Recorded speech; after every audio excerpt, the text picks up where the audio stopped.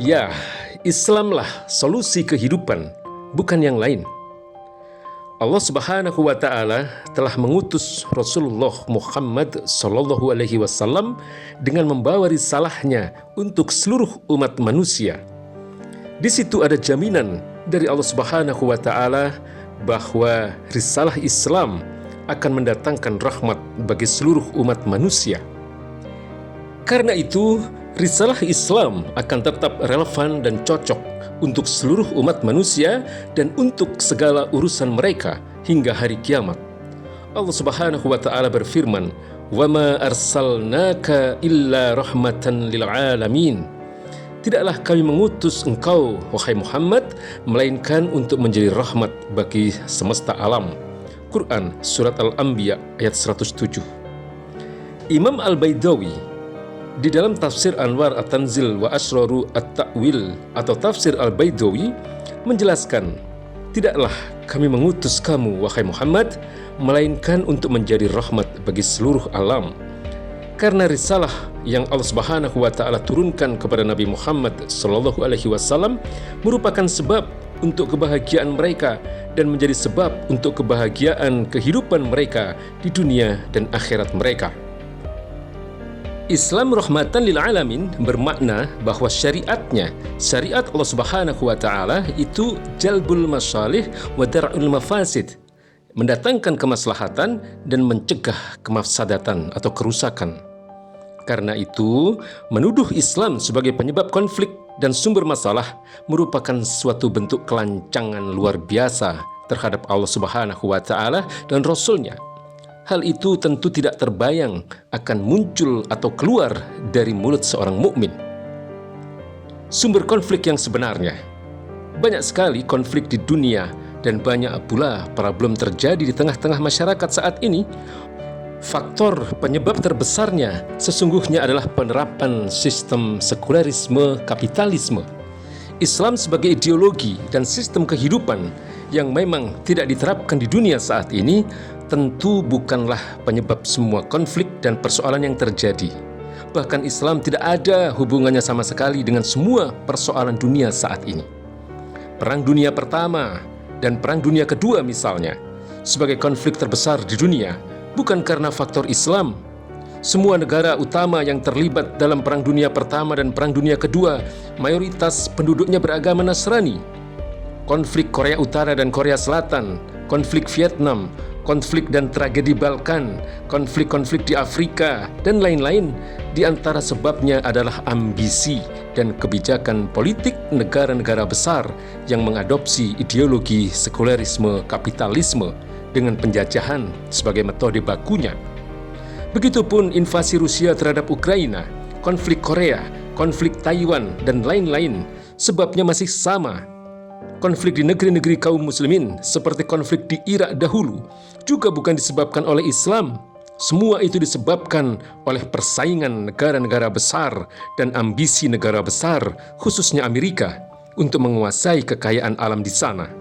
Hal yang sama juga terjadi dalam kasus konflik di Suriah dan Yaman hingga saat ini. Sebabnya adalah persaingan negara-negara besar kapitalis, khususnya Amerika dan Inggris, untuk menanamkan pengaruh dan kontrol di negeri-negeri itu, juga akibat dukungan mereka kepada para penguasa zalim, otoriter dan tiran yang telah menyengsarakan rakyat di sana. Berbagai problem yang dihadapi masyarakat di negeri ini juga bukan karena faktor agama, apalagi Islam. Kekayaan milik rakyat misalnya terkonsentrasi di tangan segelintir oligarki kapitalis. Krisis ekonomi terus terjadi secara siklik atau berulang. Utang pemerintah makin menggunung yang sampai akhir September 2022 telah mencapai 7.420,47 triliun rupiah. Data berdasarkan CNN Indonesia tanggal 25 Oktober 2022. Jutaan hektar lahan dan hutan dikuasai tangan-tangan oligarki. Sebaliknya jutaan rakyat tidak punya tanah. Harga-harga terus mengalami kenaikan. Demikian pula seabrek problem ekonomi lainnya. Semua ini tidak lain sebabnya adalah penerapan sistem ekonomi kapitalisme di negeri ini. Sama sekali bukan karena Islam. Demikian pula nilai mata uang yang terus terkikis, yang berimplikasi pada makin turunnya nilai uang dan makin mahalnya barang, juga makin menipisnya nilai kekayaan masyarakat. Itu semua sebabnya adalah sistem moneter fiat money dan sistem ribawi yang tidak lain merupakan bagian dari sistem sekulerisme kapitalisme. Begitu pula banyaknya politisi yang abai dengan kemaslahatan rakyat. Mereka lebih mementingkan kepentingan sendiri dan kelompok. Maraknya korupsi dan manipulasi oleh para pejabat. Politisi dan penguasa yang obral janji tetapi nihil ditepati. Perselingkuhan penguasa dan pejabat dengan para oligarki. Dominannya korporatokrasi. Banyaknya undang-undang dan peraturan yang menguntungkan oligarki dan para kapitalis, dan sebaliknya meminggirkan kepentingan rakyat banyak. Demikian pula problem politik lainnya. Semua itu sebab mendasarnya adalah penerapan sistem politik sekuler demokrasi yang syarat modal. Maraknya pergaulan bebas, berbagai kenakalan remaja, maraknya perceraian, KDRT, maraknya narkoba dan problem sosial pergaulan lainnya, jelas juga bukan karena Islam. Sebaliknya, semua itu terjadi karena kehidupan sosial pergaulan yang diatur dan dijalankan mengikuti sekulerisme, hedonisme, dan liberalisme. Dengan demikian, seluruh konflik di dunia dan problem di masyarakat saat ini jelas bukan karena faktor Islam. Islam bahkan tidak ada hubungannya sama sekali dengan semua itu. Sebaliknya, semua konflik dan problem yang terjadi di seluruh dunia justru berpangkal pada penerapan ideologi sekulerisme kapitalisme. Anehnya, justru hal itu tidak disinggung dalam berbagai forum global, termasuk dalam forum KTT G20 yang lalu.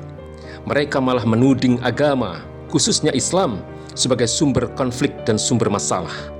Tudingan bahwa agama Islam sebagai sumber konflik dan sumber masalah sebenarnya merupakan pandangan khas sekulerisme. Sebabnya, sejak awal sekulerisme menolak peran agama, khususnya Islam, di dalam kehidupan. Karena itu, solusi yang ditawarkan oleh kaum sekuler seperti pluralisme agama, dialog antar agama, moderasi agama, atau modernisasi agama, dan yang lain-lainnya merupakan solusi yang berasal dari sekulerisme yang justru tidak menyentuh akar persoalan konflik dan problem yang terjadi. Solusi tersebut malah banyak menimbulkan masalah baru. Sesungguhnya Allah Subhanahu wa Ta'ala telah banyak mengingatkan bahwa berbagai kerusakan dan problem di dunia terjadi karena penyimpangan terhadap syariatnya. Allah Subhanahu wa Ta'ala berfirman, "Zuharal fasadu fil barri wal bahri bima kasabat aydin nas liyudhiqahum ba'dallati 'amilu la'allahum yarji'un." Telah tampak kerusakan di darat dan di laut disebabkan oleh perbuatan tangan-tangan manusia, supaya Allah menimpakan kepada mereka sebagian dari akibat perbuatan-perbuatan mereka, agar mereka kembali ke jalan yang benar. Surat Ar-Rum ayat 41. Artinya, semua kerusakan yang terjadi di dunia ini adalah karena ragam kemaksiatan yang dilakukan oleh manusia. Kemaksiatan manusia ditunjukkan oleh sikap mereka yang berpaling dari syariat Allah Subhanahu wa Ta'ala. Allah Subhanahu wa Ta'ala berfirman, "Wa man a'rada an dzikri fa inna lahu ma'isyatan dongka." Siapa saja yang berpaling dari peringatanku, maksudnya adalah berpaling dari Al-Qur'anul Karim, maka sungguh baginya penghidupan yang sempit. Surat Toha ayat 124. Kehidupan yang sempit itu tercermin dalam banyak problema kehidupan sebagaimana terjadi saat ini. Sebabnya jelas, karena manusia berpaling dari Al-Quranul Karim, berpaling dari syariat Allah Subhanahu wa Ta'ala. Syariat Islam adalah solusi dinamis. Islam diturunkan oleh Allah Subhanahu wa Ta'ala untuk mengatur seluruh aspek kehidupan manusia. Islam mengatur akidah dan ibadah yang bersifat pribadi, termasuk mengatur akhlak, persoalan makanan, minuman, pakaian, dan lain-lain. Islam pun mengatur aspek muamalah, misalnya dalam aspek ekonomi, aspek moneter. Islam menetapkan bahwa moneter harus berbasis emas dan perak. Dalam aspek ekonomi, Islam menetapkan sejumlah aturan dan hukum-hukum. Islam misalnya melarang riba.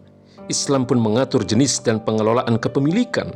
Misalnya, mengatur tambang dengan deposit besar, sumber energi, fasilitas publik, dan milik umum lainnya. Dengan melarang individu atau sekelompok individu menguasai semua milik umum tersebut dan menyerahkan pengelolaannya kepada negara untuk kepentingan rakyat. Islam mengatur pula masalah pertanahan. Islam mengatur hukum-hukum tentang pertanian, industri, dan perdagangan. Islam pun juga menetapkan sejumlah hukum ekonomi lainnya. Islam juga mengatur persoalan politik dan pemerintahan. Islam misalnya menetapkan bahwa kedaulatan atau hak membuat hukum ada di tangan Allah Subhanahu wa Ta'ala. Kekuasaan ada di tangan umat. Penguasa adalah pelayan rakyat. Rakyat wajib mengontrol penguasa dan sebagainya. Islam pun menetapkan hukum pidana dan sanksinya, baik hudud, jinayah, takzir maupun mukhalafat. Islam pun mengatur kehidupan dan pergaulan sosial. Semua ketetapan syariat Islam itu tentu untuk mengatur kehidupan manusia dan mengatasi berbagai problem mereka. Hukum-hukum syariat Islam itu ada yang bersifat umum dan global atau mengandung ilat syar'iyah dan merupakan kaidah-kaidah. Dari nas-nas syariah itulah dapat diistinbat atau digali sejumlah hukum untuk menjawab problem-problem baru yang muncul. Dengan begitu, solusi yang dibawa oleh Islam untuk problem manusia itu bersifat dinamis.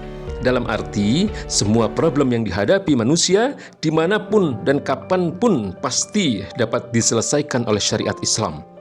Allah Subhanahu wa Ta'ala menjamin semua persoalan manusia ada solusinya di dalam Islam. Sebabnya, Allah Subhanahu wa Ta'ala telah menurunkan Al-Quran sebagai penjelasan atas segala sesuatu, tibyanan likulli syai'in. Dengan demikian, syariat Islam merupakan solusi dinamis dan terbaik untuk segala problem kehidupan manusia. Syariat Islam pastinya akan membawa rahmat, yakni mendatangkan kemaslahatan dan mencegah mafsadat atau kerusakan bagi manusia.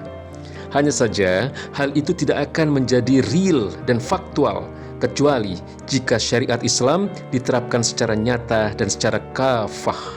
Ini menjadi tanggung jawab, tugas, dan kewajiban kita semua.